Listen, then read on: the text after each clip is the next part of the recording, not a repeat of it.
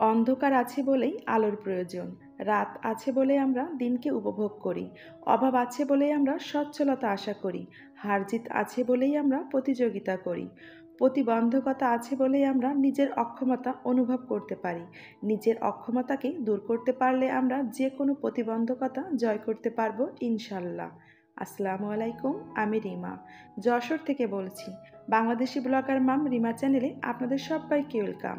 কাছে কিংবা দূরে যে যেখান থেকে ব্লগটি দেখছেন, আশা করছি আল্লাহর রহমতেই সবাই সুস্থ ও নিরাপদ আছেন। আলহামদুলিল্লাহ, আমরাও ভালো আছি। একটা ভিডিও আপনাদের সাথে শেয়ার করার পর থেকে আবার মাথার ভিতরে ঘুরপাক চলতেই থাকে, পরবর্তীতে আপনাদের সাথে কি ভিডিও শেয়ার করব। এই যে আমি একই আমার সংসারের কাজকর্মগুলো ঘুরে ফিরেই তো আপনাদের সাথে শেয়ার করা হয়, তবে একটু ভিন্নতা রাখার চেষ্টা করি। কখনো সকাল থেকে শুরু করি, কখনো সকালে নাস্তার পর থেকে শুরু করি, আবার কখনো সন্ধ্যা থেকে শুরু করি। কতটুকু ভিন্নতা রাখতে পারি বলতে পারবো না, তবে আমি আমার সাধ্যমতন চেষ্টা করি। আর সবচেয়ে বেশি কষ্ট লাগে ভয়েস দেওয়ার সময়। কি বলবো, কোনটা আমি ভুল বলছি, কোনটা আমি সঠিক বলছি, এই সব কিছু ভেবে চিন্তেই কিন্তু একটা ভিডিও আপলোড করতে হয়। যাই হোক, আমি তো মনে করি কম বেশি সব আপুদেরই একই সমস্যায় পড়তে হয়। এই যে বকবক করা একটা স্বভাব আছে, শুরু থেকেই বকবক শুরু করেছি, আর এর ভিতরে কিন্তু কাজগুলোও শুরু করেছি। তবে আজকে আমি সকালে নাস্তার পর থেকেই ক্যামেরাটা অন করেছি। আজকের ব্লগটি না সকালের নাস্তা এবং আমি সংসারে যে কাজগুলো করে থাকি, সকালে সব কিছু গুছিয়ে নেওয়ার পরে আমি ক্যামেরাটা অন করেছি। তো যাই হোক, শুরুতে দেখতে পেলেন আমি কিছু মাছ ফ্রিজ থেকে বের করে তারপরে পানিতে ভিজিয়ে রাখলাম। গতকাল দুপুরে যখন আপনাদের ভাইয়া বাড়িতে দুপুরের খাবারটা খেতে আসার সময় না ওই মাছ নিয়ে এসেছিল। আর আমার না গোসলের পরে একটু মাছ কাটতে ইচ্ছা করে না। এদিকে কাজের আপাতত সকাল 10টার ভিতরে কাজ করে চলে যায়, তাকে তো পরের দিন সকালে ছাড়া আর পাওয়া যাবে না। ওই জন্য মাছগুলো ফ্রিজে রেখে দিয়েছিলাম। মাছগুলো অনেক তাজা ছিল।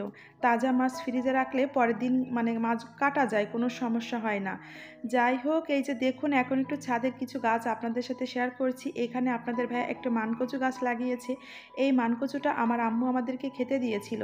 তো মানকচুতে খেয়েছিলাম, আর মুখের দিকের অংশটুকু আপনাদের ভাইয়া লাগিয়েছিল। মাশাআল্লাহ, গাছটা এত সুন্দর হয়েছে। আর এবারও না আমি অনেক আদা গাছ লাগিয়েছি। গত বছরও অনেক আদা গাছ লাগিয়েছিলাম। একটা বছর আমরা কিন্তু বাজার থেকে কোনো আদা কিনিনি। এবারও লাগিয়েছি, কিন্তু সিঁড়িঘরের ছাদের উপরে রয়েছে। পরবর্তী একটা ব্লগে আপনাদের সাথে শেয়ার করব। নিচের এই ছাদে মাত্র 2টা টব আপনাদের ভাইয়া রেখেছে। তো প্রথম দিকে না আমি সব আদা গাছগুলো নিচের ছাদে রেখেছিলাম, পরবর্তীতে একটু জায়গার স্বল্পতা দেখা দিচ্ছিল। এবছর তো নতুন করে অনেক ড্রাগন গাছ লাগানো হয়েছে, সেই সাথে এতগুলো ফ্ল্যাটের সবার কাপড় তো ছাদে মেলতে হয়। তো সব কিছু চিন্তা ভাবনা করে পরে সিঁড়িঘরের ছাদের উপরে দিয়ে দিয়েছি। আর এভাবে যদি একটু কষ্ট করে ছাদে আদা গাছ লাগানো যায়, তাহলে কিন্তু বাজার থেকে আর আদা কেনা লাগে না। কম বেশি যা হয় তাতে কিন্তু নিজেদের ভালোভাবেই হয়ে যায়। তো এই যে বকবক করতে করতে আমি কিন্তু অফ ক্যামেরায় সব মাছ কেটে পরিষ্কার করে নিয়েছি। তারপরে এই যে বক্সে গুছিয়ে এখন ফ্রিজে রাখবো। আর একটা কষ্টের বিষয় হচ্ছে, আজকে না সব মাছগুলো আমাকেই কাটতে হয়েছে। কাজের আপার হাতটা কেটে গেছে আর এক বাসায় মাছ কাটতে যেয়ে।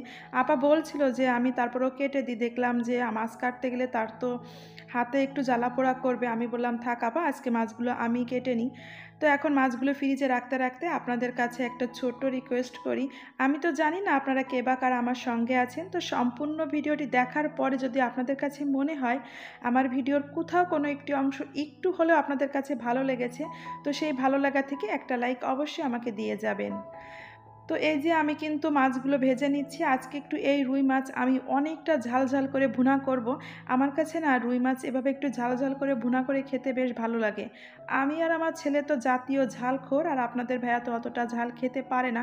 তারপরেও তাকে বলেছি আজকে আমাদের জন্য তোমার একটু কষ্ট সহ্য করতে হবে, কারণ খুব ইচ্ছা করছিল একটু ঝাল ঝাল করে রুই মাছটা ভুনা করে খাই।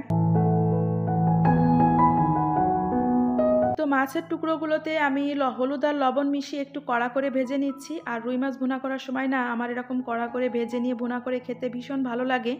তো আজকে যেভাবে একটু ঝাল ঝাল করে রুই মাছটা ভুনা করছি সেটা আপনাদের সাথে শেয়ার করছি। সেই সাথে আমার বিশ্ববিদ্যালয় জীবনের একটা ছোট্ট ঘটনা একটু আপনাদের সাথে শেয়ার করছি। ইদানিং এই ঘটনাটা না বারবার আমার মনের ভিতরে আসছে, তাই ভাবলাম যে আমার আপু ভাইয়াদের সাথে একটু শেয়ার করি। এরও একটা কারণ আছে, কখনো না ওইভাবে রাজনীতির খবরগুলো দেখা হয়নি।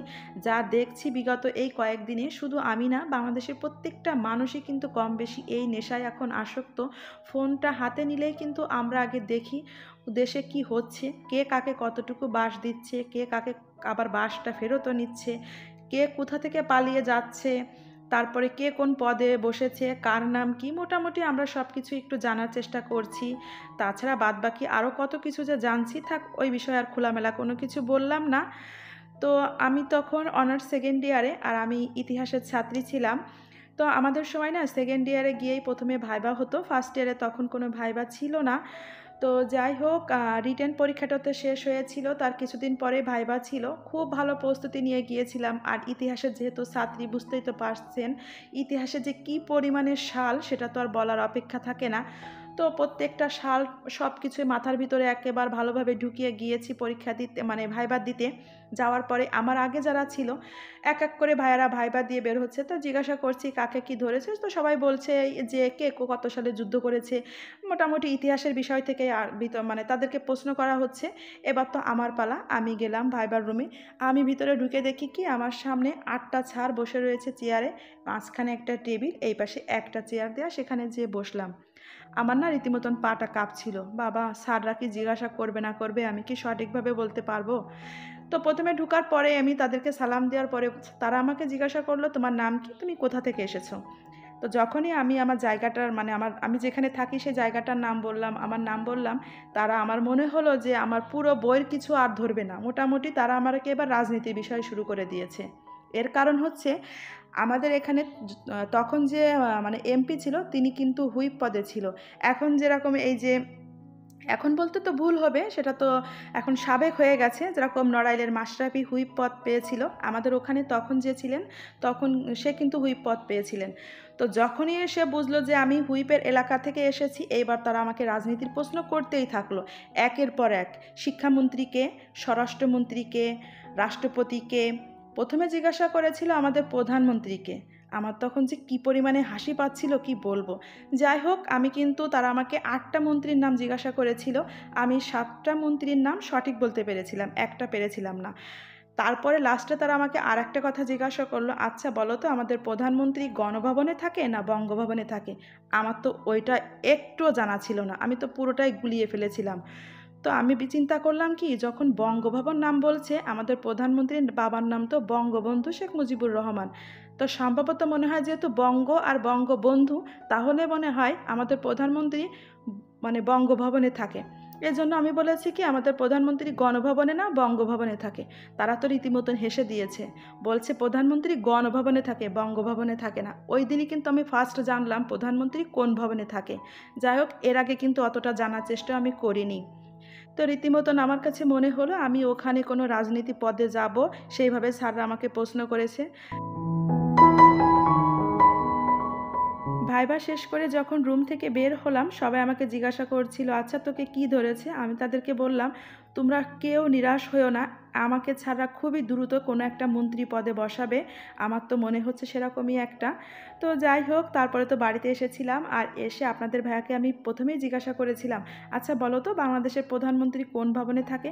সে কিন্তু আমাকে একবারেই বলে দিয়েছে যে বাংলাদেশের প্রধানমন্ত্রী গণভবনে থাকে। আমি বলছি, জানো আমি না ছাত্রদেরকে বলেছি বাংলাদেশের প্রধানমন্ত্রী বঙ্গভবনে থাকে। সে না আমার মুখের দিকে তাকিয়ে বলছে, বড় একটা আহাম্মক তুমি, লেখাপড়া শিখে কী করলে, জানো না যে বাংলাদেশের প্রধানমন্ত্রী কোন ভবনে থাকে? আমি তাকে বললাম, আমি তো ইতিহাসের ছাত্রী, পাতিহাস নিয়ে দৌড়াদৌড়ি করার আমার দরকার, আমার তো রাজনীতি নিয়ে দৌড়াদৌড়ি করার দরকার নেই, কে কোন ভবনে থাকে তা দিয়ে আমি কি করব।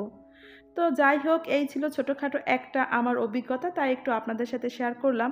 আর এত পরিমাণে বকবক করেছি, হয়তোবা আমার অনেক আপু ভাইয়াদের কানটা আমি ঝালাপালা করে দিয়েছি। তো দেখুন, বকবক করতে করতে দুপুরে রান্নাটাও কিন্তু শেষ করে নিয়েছি। রুই মাছ ভুনা করেছি, কাঁকরোল ভাজি করেছি, মাছের ডিম ভাজি করেছি, আর সকালে বেগুন ভাজি করেছিলাম, তার কিছুটা থেকে গিয়েছিল। তো সব খাবার টেবিলে গুছিয়ে নিয়েছি, আমার আব্বাজানেরও স্কুল থেকে আসার সময় হয়ে গেছে, আর আমারও কিন্তু আজকের মতন আপনাদের কাছ থেকে বিদায় নেওয়ার সময় হয়ে গেছে। ওভারঅল যদি কোনো কিছু ভুল করে থাকি, প্লিজ সবাই একটু ক্ষমা সুন্দর দৃষ্টিতে দেখবেন। আর দেখা হবে পরবর্তীতে নতুন আর একটা ব্লগে আপনাদের সবার সাথে। আল্লাহ হাফেজ। আসসালামু আলাইকুম।